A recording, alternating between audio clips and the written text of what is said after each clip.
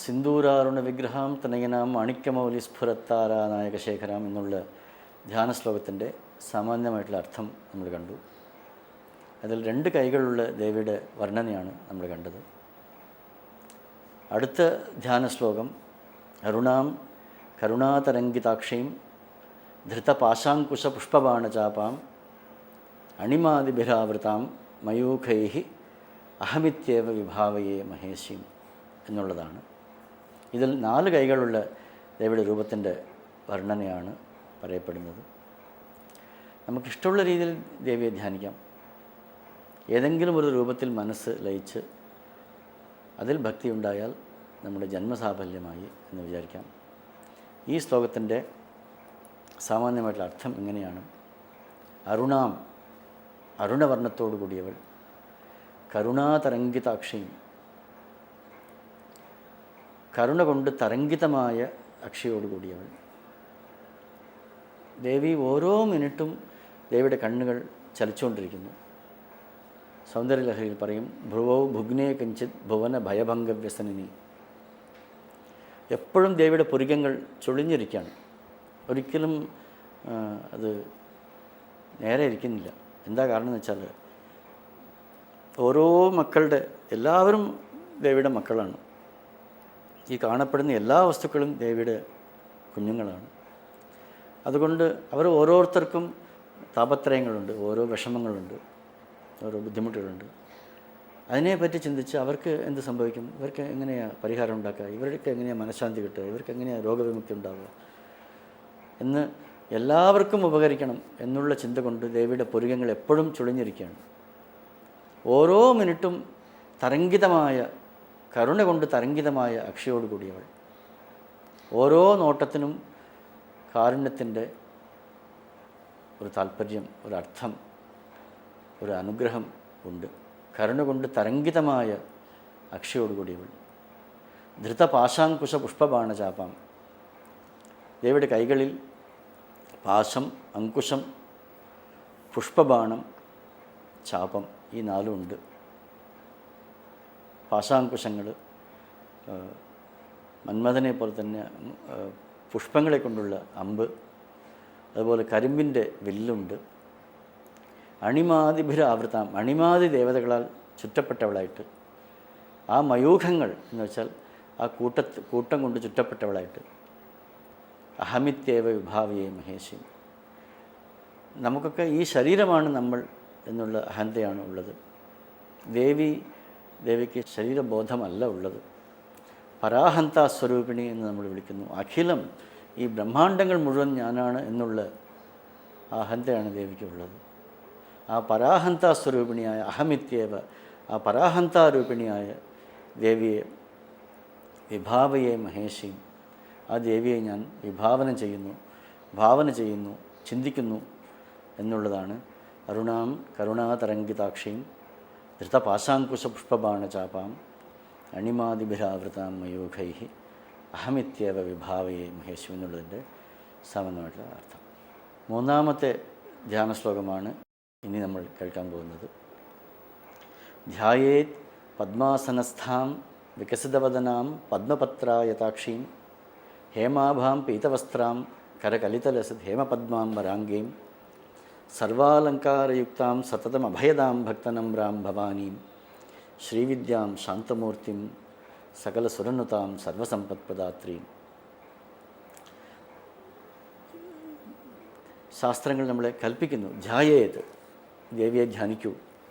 നമ്മൾ ധ്യാനിക്കുമ്പോൾ നമ്മൾ പറയാം ധ്യായാമി എന്ന് പറയാം, ധ്യായാമോ എന്ന് പറയാം. ധ്യായേത് പദ്മാസനസ്ഥാം, ദേവി പദ്മാസനത്തിലാണ് ഇരിക്കുന്നത്. വികസിതവദനാം, പരമാനന്ദം കൊണ്ട് വികസിതമായ മുഖാരവിന്ദമാണ് ദേവിയുടെ. നിരന്തരം സദാ സന്തോഷവതിയും ആനന്ദവതിയും, ആ പരമാനന്ദം, പരാനന്ദം അതിനെ പ്രതിഫലിക്കുന്ന മുഖാരവിന്ദമാണ് ദേവിയുടെ. വികസിതവദനാം പദ്മപത്ര ആയതാക്ഷിയും, താമരയുടെ ഇതൾ പോലത്തെ ആയതാക്ഷിയും, നല്ല വലുതായിട്ടുള്ള ദീർഘ നയനങ്ങളാണ് ദേവിയുടെ. വികസിതമായിട്ടുള്ളതും വലുതായിട്ടുള്ളതും ആകർണ ദീർഘനയനാം എന്നൊക്കെ പറയും. ചെവി വരെ നീണ്ടിരിക്കുക അത്ര ദേവിയുടെ കണ്ണുകൾ. വികസിതവദനാം പദ്മപത്ര ആയതാക്ഷയും, അക്ഷയെ പറ്റിയിട്ടാണ് വർണ്ണിക്കുന്നത്. ഹേമാഭാം, സ്വർണം പോലത്തെ നിറം. പീതവസ്ത്രാം, മഞ്ഞ നിറത്തിലുള്ള ആടയാണ് അണിഞ്ഞിരിക്കുന്നത്. പീതവസ്ത്രാം. കരകലിതലസത് ഹേമപദ്മാം വരാംഗിയും, കരതലങ്ങളിൽ ഹേമപദ്മങ്ങളെ ധരിച്ചിരിക്കുന്നു. വരാംഗിയാണ്. ഓരോ അവയവവും ഏതാണ് കൂടുതൽ ഭംഗിയെന്ന് പറയാനാവാത്ത ശ്രേഷ്ഠമായ സാമുദ്രിക ലക്ഷണത്തോടു കൂടിയിട്ടുള്ള അവയവ ഭംഗിയോടുകൂടി ദേവി വിളങ്ങുന്നു. സർവാലങ്കാരയുക്താം, ഒരു ആഭരണവും ഇല്ലെങ്കിലും ദേവിക്ക് ഭംഗിക്കുറവൊന്നുമില്ല. നമ്മുടെ നാട്ടിൽ രമണ മഹർഷി പോലത്തെ മഹാപുരുഷന്മാരുണ്ടായിട്ടുണ്ട്. വെറും കൗപീനധാരിയാണ്. പക്ഷെ അദ്ദേഹത്തിൻ്റെ ശിഷ്യന്മാരൊക്കെ രേഖപ്പെടുത്തിയിരിക്കുന്നത് അദ്ദേഹത്തെ നോക്കിക്കഴിഞ്ഞാൽ പിന്നെ വേറെ എങ്ങും നോക്കാൻ സാധിക്കില്ല എന്നാണ് പറയുന്നത്. രുദ്രാക്ഷമാല പോലും അദ്ദേഹത്തിനില്ല. ഒരു ആഭരണവും ഇല്ലാതെ തന്നെ അവരുടെ ഒരു അവാച്യമായ, നമുക്ക് നമ്മുടെ ബുദ്ധി കൊണ്ട് പറയാൻ സാധിക്കാത്ത ബ്രഹ്മാനുഭൂതി വിളങ്ങുന്ന ഒരു അവയവങ്ങളാണ് അവർക്ക്. സർവ അലങ്കാരയുക്താം. പക്ഷേ ദേവി അങ്ങനെയല്ല. ദേവി അണിഞ്ഞൊരുങ്ങി എല്ലാ ആഭരണങ്ങളും ധരിച്ച് സർവ ആഭരണഭൂഷിത എന്നൊക്കെ പിന്നീട് നമ്മൾ കാണും. അങ്ങനെയുള്ളതാണ് ദേവിയുടെ രൂപം. അപ്പോൾ ഇത് ആഭരണത്തിൻ്റെ ശോഭ ദേവി വർദ്ധിപ്പിക്കുന്നു എന്നല്ലാണ്ട് ആഭരണങ്ങൾക്കാണ് മഹത്വം. ആഭരണങ്ങൾക്ക് കൂടുതൽ മഹത്വം ദേവിയുടെ ശരീരത്തിൽ ഉള്ളത് കൊണ്ടാണ്. അമ്മ എപ്പോഴും പറയാറുള്ള ഒരു ഉദാഹരണമാണ്, സ്വർണം കൊണ്ടുള്ള ഒരു കുടത്തിന് പൊട്ട് തൊട്ട് അതിനെ അലങ്കരിക്കേണ്ട ആവശ്യമില്ല.